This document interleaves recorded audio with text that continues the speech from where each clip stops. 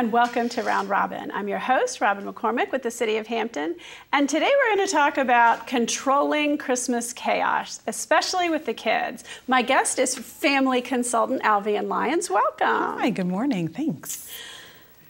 Okay, I'm just going to start with this big sigh because this is a very emotional time. It is. And holidays, blended families, divorce, single parents. I mean, there's so much push and pull around this time of year. So true. Which we refer to quite literally as chaos. I mean, like it feels like things unravel right as we're coming into the holidays. And it's because we all put a lot of stock in who's where and who's doing what and whose job is what.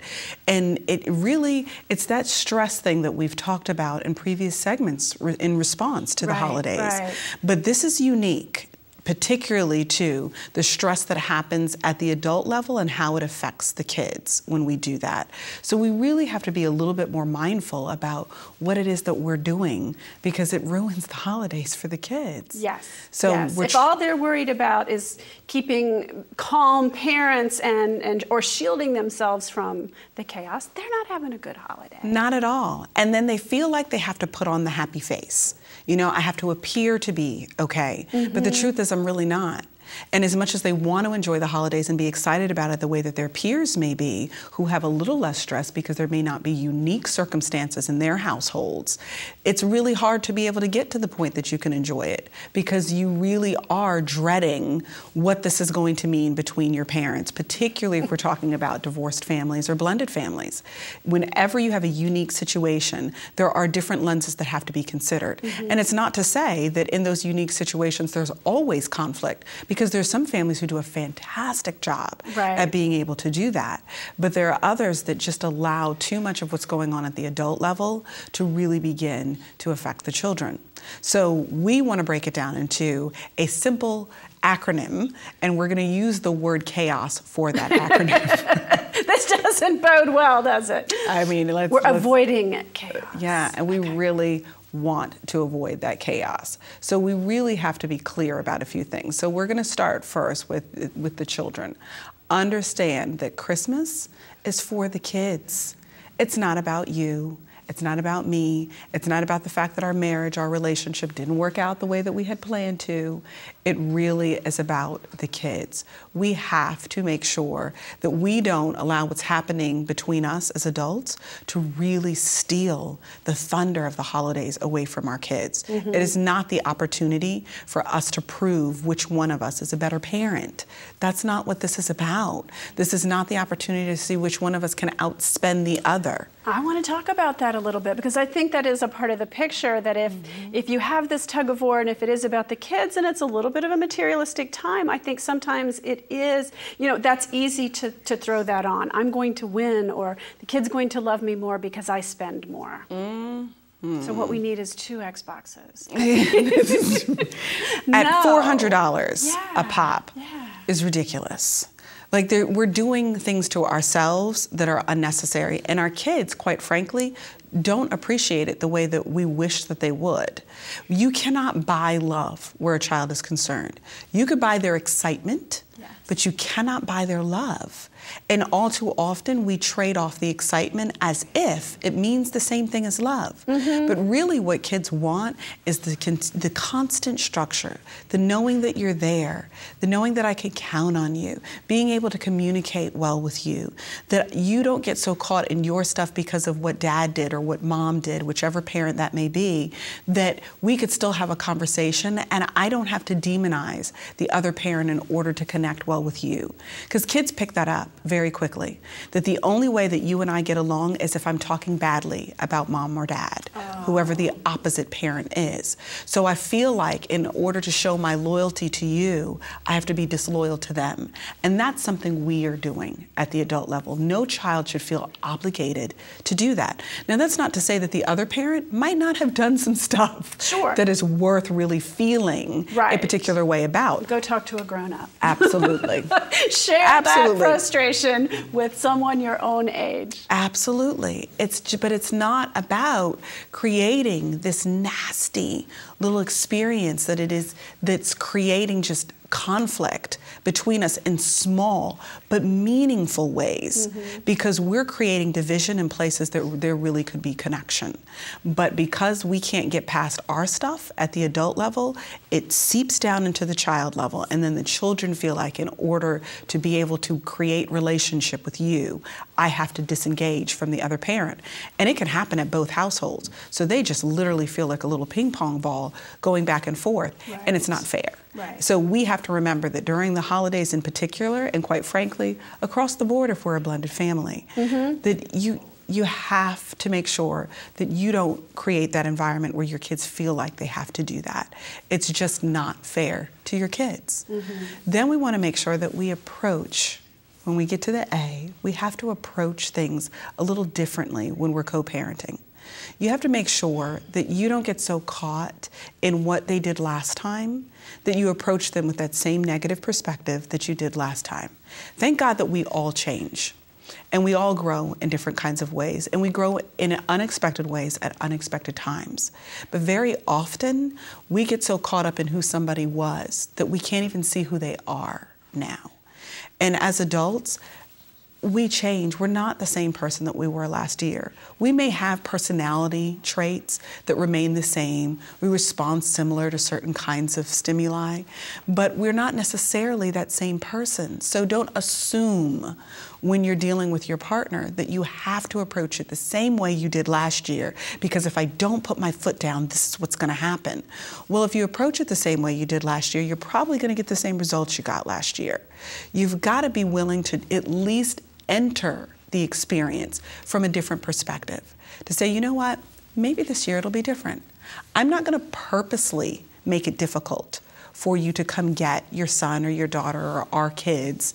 I'm not going to purposely make it difficult so that we do not coordinate schedules so that they're going to have to miss dinner at your house and then they can have dinner at my house instead. You know, those kinds of things that we do in nefarious, covert kinds of ways. There are lots of ways we fight. It's not always the obvious ways.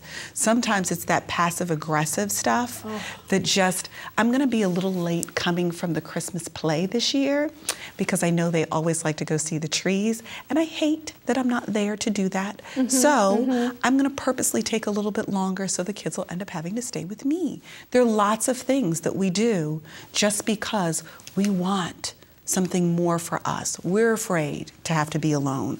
We don't want to feel like we're losing ground, but all we're doing is stealing happiness from our kids. So it's not worth it. It really isn't worth it. And as grown-ups, it's not our kids' fault that we couldn't work it out. So we can't make it our kids' responsibility to cash the check that we wrote as adults. We have to cash that check. And you may be angry, and that's fine. But that's what you call your girlfriend for. Exactly. And you do that there. You don't do that with your kids. Or that's what you call your guy friends for. And you go out and you guys go do whatever it is that you do. Go fishing, go do what you do. Right. And talk it out. Go to the gym or if you have to, or don't. You guys might do. Or don't. It's okay. Whatever works for you. But just don't make it about the kids. You've got to be able to approach things a little differently. And then, you got to be open to the idea of letting go of the rope. A lot of times we create this tug of war between our partners and our kids. And when we love our kids, we've got to drop the rope. We've got to make sure that just this time, I'm not going to participate in this. I'm not going to be on the other end of that rope. I am not going to have you in the middle of the two of us. I love you enough to drop the rope. And yes, I know that Isn't that a scary thing? Because if you drop the rope, it goes to the other side. That's the problem. I think that's a hard thing. And that's the notion, because we conceive of this thing as winning and losing. Right. And whenever you do that, nobody wins. Nobody wins. Because it is a constant, it's like playing chess with, an absolute brilliant chess player. You're always working to be one step ahead all the time. And who wants to live like that? You know, because you're talking about real lives and real feelings. Your feelings are just as real as your ex-partner's feelings or your current partner, even if that be the case. And certainly your kids' feelings are very real also. But who wants to constantly be doing this dance and these strategic moves to ensure that I won this year? Right. Because really, you didn't. You thought you won because it appeared that way. But what you don't realize is what that might have made your kid feel like this particular year. But they've gotten so good at putting on that face that you don't even recognize what it is that you're doing. Yeah. We've got to be mature enough to get past all of that. And it's not easy, don't get me wrong, because sometimes you really want to win. Just one good time, I just want to win. Because I feel like I never get a chance to. But it doesn't work out for the long haul, because ultimately the kids see it for what it is. It may take them a while, but they do. They're very, very bright and intuitive creatures, and whether we're talking about 2-year-olds or 22-year-olds, over time, they begin to see where it's coming from. And we want to make sure it's not us. And that's where I always, what am I teaching my child is kind of the way I look at it. And that's what helps me let go. It's very true. It's very true. And I have to reinforce, it is very difficult to do. Because it is not our nature to purposely get stepped on. And sometimes that's what it feels like. It feels like when I put the rope down, the other person is like, oh, this is the perfect opportunity to just be completely insensitive to what my partner or ex-partner needs or how they may feel about it all. And then it really does feel like a violation. But it's not about us. It really is not about us. It's about our kids. What's going to make this holiday best for my kids? Now, that's not to say that you don't deserve your time. But you know, that's sort of one thing you actually get when you drop the rope. So You're a little more relaxed, and you do get that time. The time the children are away, use it. Absolutely. You know? Use it for yourself. Use it to relax. Use it to create something. I mean, you know, have time with friends. If you're bitter and angry, you're not getting that back. So true. I mean, that's one of the good things about split families is you do get time by yourself. If you're a single parent, you don't ever get that.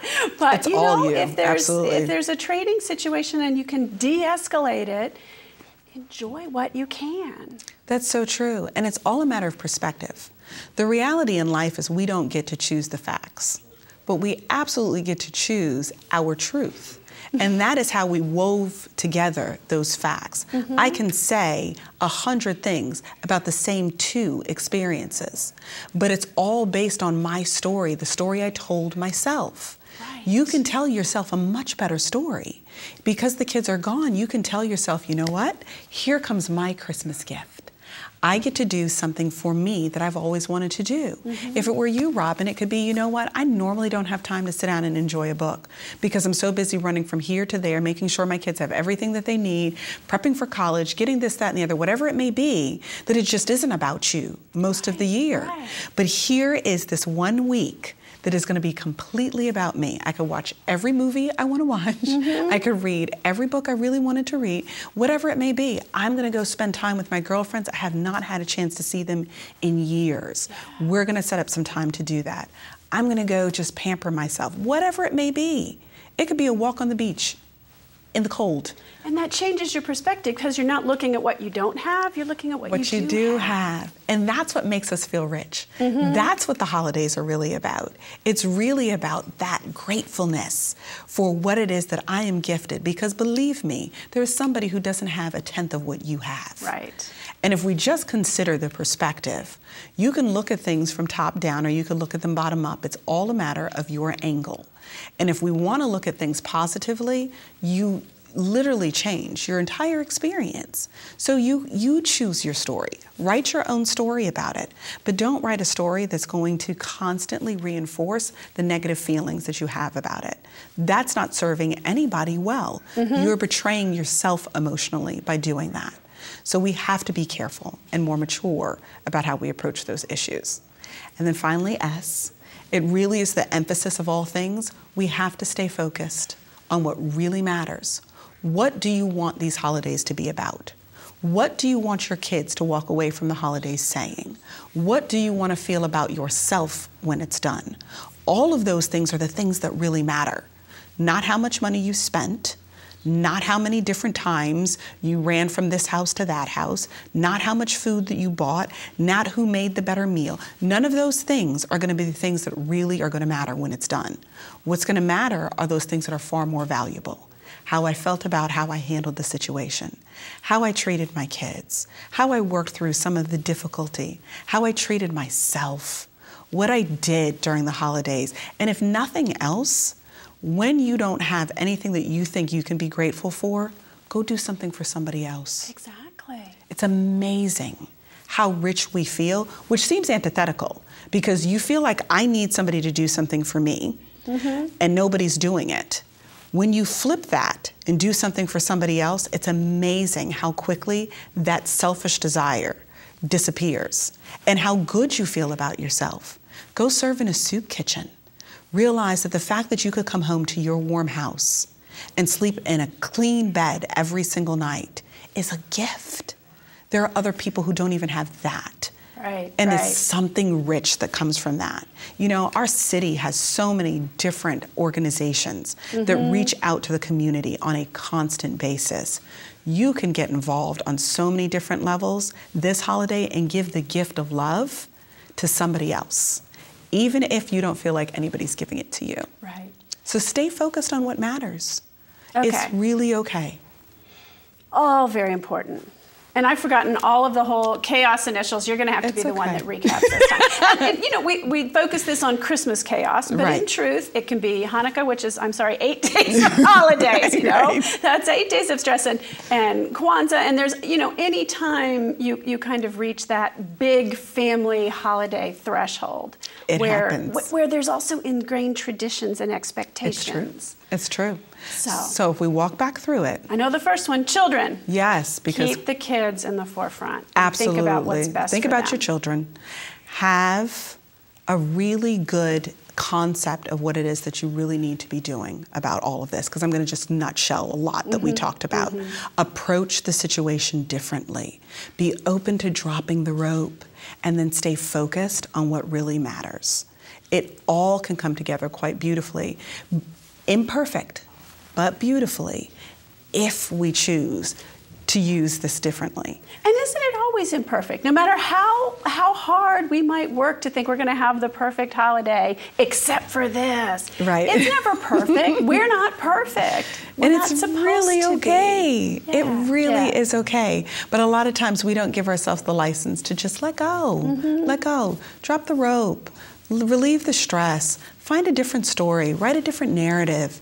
You know, enjoy the kids. Stay focused on what matters. I mean, just the way that, even when you hear me say it that way, just makes it seem like no big deal. Well, it is, and it's like when we first introduced the topic, and I went, and now I'm thinking, it's different.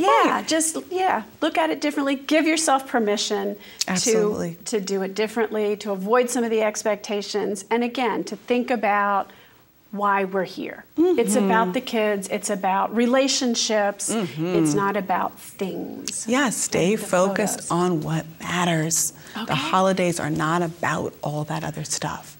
It's about the things that are going to count when this is all said and done, the things you'll be most proud of yourself about. And it's not going to be what you bought. It's not going to be how much you cooked. It's going to be how you felt. That's what you remember when you look back. True.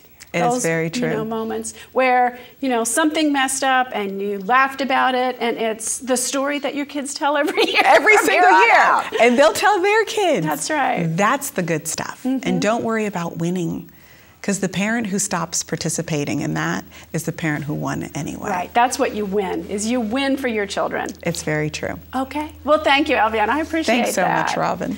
And thank you for watching. I hope you have some ideas for how to let go a little bit and win in the long run, maybe more than in the short run, as you face some of the holiday stress over children and blended families.